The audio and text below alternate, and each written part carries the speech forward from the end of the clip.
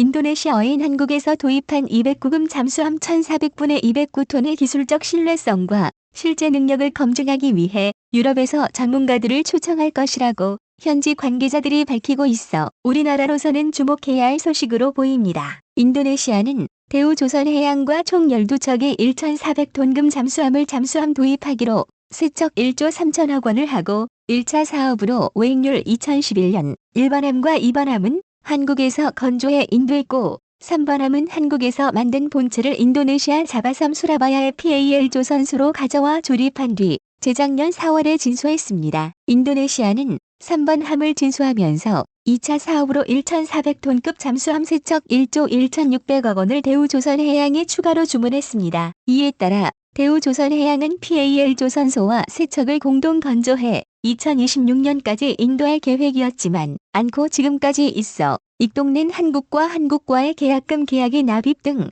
2차 해지될 것이라는 사업 진행이 소문만 전혀 무성했습니다. 이루어지지. 이런 상황에서 인도네시아의 현지 관계자는 나가파샤금 잠수함에 대한 기술적 신뢰성과 실제 능력을 검증하기 위해 유럽에서 전문가를 초빙할 것으로 보인다고 전했습니다. 인도네시아가 유럽에서 잠수함 전문가를 초빙할 것이라는 밀 SNS에 올린 현지 관계자는 2012년에서 2017년까지 영국의 국방 전문 매체인 젠지의 인도네시아 특파원을 지낸 알만 헤르바스 기자이며 현재는 세머 센터널에서 동남아시아에 대한 방위 비즈니스 및 시장 조사에 관한 컨설팅 업무를 하고 있으며 인도네시아 매체인 CNBC 인도네시아에서 인도네시아의 국방이나 장비 도입에 관한 기사도 집필하고 있습니다. 그의 정보에 따르면 인도네시아는 프랑스의 네이블 그룹프와 독일의 TKMS에서 잠수함 전문가를 초빙하여 나가파 4급 잠수함의 기술적 신뢰성과 실제 능력을 검증하기 위해 조사를 실시한다고 밝혔습니다. 하지만 정보의 출처를 정확히 밝히지 않아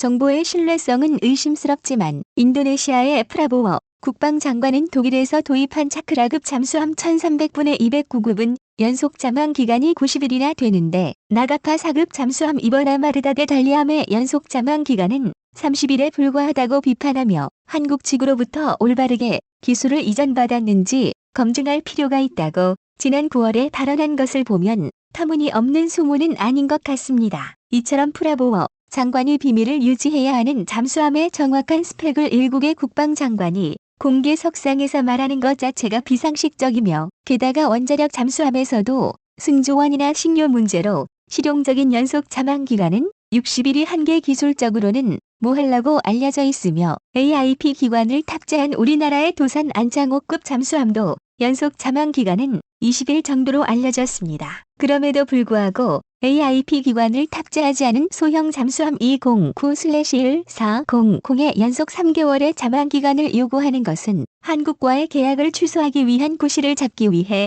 한국 잠수함에 대해 흠을 잡고 있는 것입니다. 또한 프라보워 장관은 한국에서 도입한 잠수함은 싱가포르가 도입할 예정인 인빈서들급 잠수팝 218평 SG AIP 기관 탑재보다 성능이 떨어진다고 과거에 말했으며 때문에 AIP 기관을 탑재한 스코르펜급 잠수함 도입에 관한 협의를 프랑스 측과 협의하고 있다는 소문도 있었습니다. 이에 앞서 인도네시아는 독일의 TKMS에서 라이센스를 받아 터키가 생산 중인 214급 잠수함에 흥미를 보였습니다. 터키는 프라보워 국방장관이 2019년 10월에 국방부 장관에 취임한 이후 그를 2019년 11월과 2020년 2월 두 차례 터키로 초청해 AIP 기관을 탑재한 214급 잠수함을 견학시켜 홍보했으며 프라보워 장관은 터키에서 인도네시아로 돌아온 후 한국의 잠수함을 흠잡기 시작했습니다. 덧붙여서 프라보워 국방장관은 지난 10월 유럽을 방문했을 때 터키도 방문했다고 알려졌으며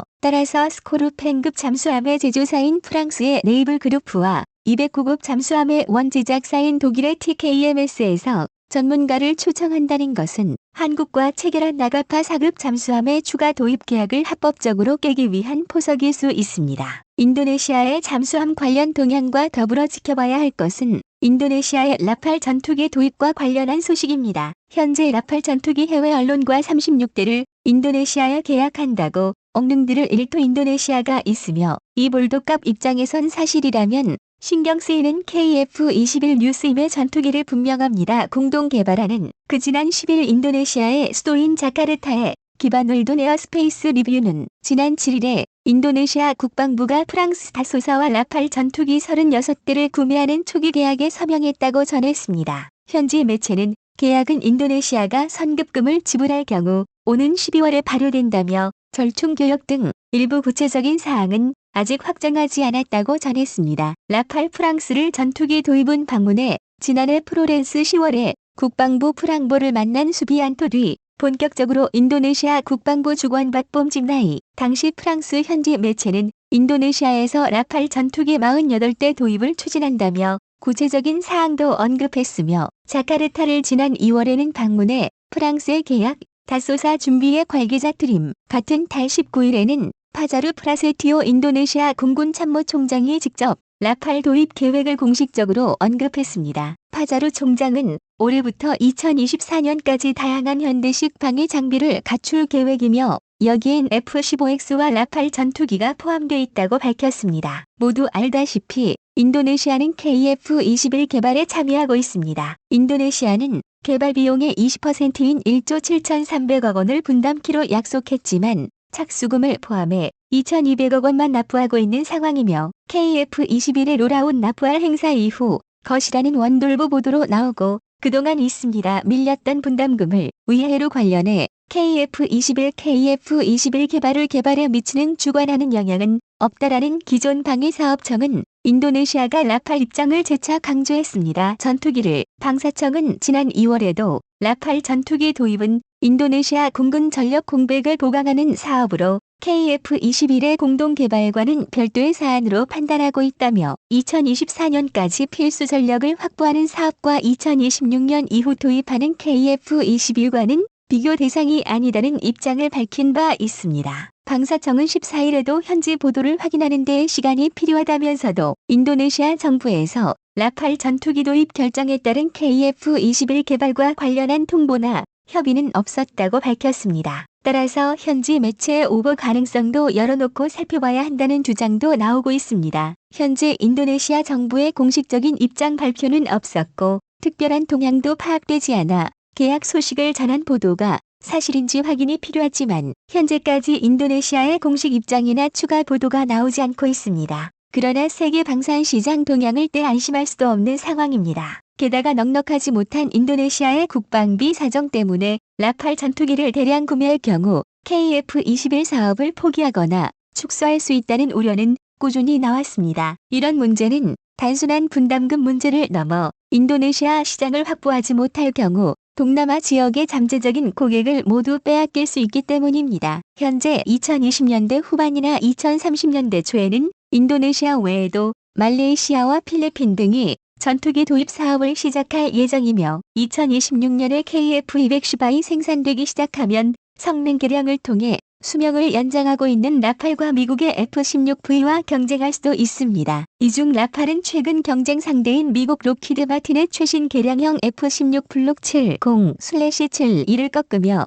파촉지세를 보이고 있습니다. 크로아티아 정부는 지난달 28일 라팔 FR-3 구매한다고 밝혔으며 또한 최근에는 스위스도 FA-18CD의 후계기로 라팔 전투기를 주목하고 있다고 외신들은 밝혔습니다. 라팔은 이에 앞서 인도 36대와 이집트 54대, 카타르 36대와 그리스 18대 등에서 주문을 받았으며 라팔의 인기는 식을 줄 모르고 올라가고 있습니다. 라팔은 2001년부터 배치에 들어간 다목적 전투기로 핵무장도 가능하며 아프가니스탄 2007년과 리비아 2011년에서 실전 능력을 검증받았습니다. 라팔은 KF-21보다 앞서 4.5세대 전투기로 개발됐지만 꾸준한 성능 개량으로 2070년까지 운용이 가능할 것으로 전망되고 있어 어떻게 보면 현재 인도네시아의 상황은 2070년까지 운용되는 라팔과 앞으로 개발된 KF-210이 미래의 전투기 시장을 놓고 대결하는 미래의 대리전 같은 느낌을 주고 있습니다. 과연 인도네시아가 정말로 라팔을 구입하고 209급 잠수함의 기술적 신뢰성과 실제 능력을 검증하기 위해 유럽에서 전문가를 초빙할까요? 한국의 방위 산업을 위해서는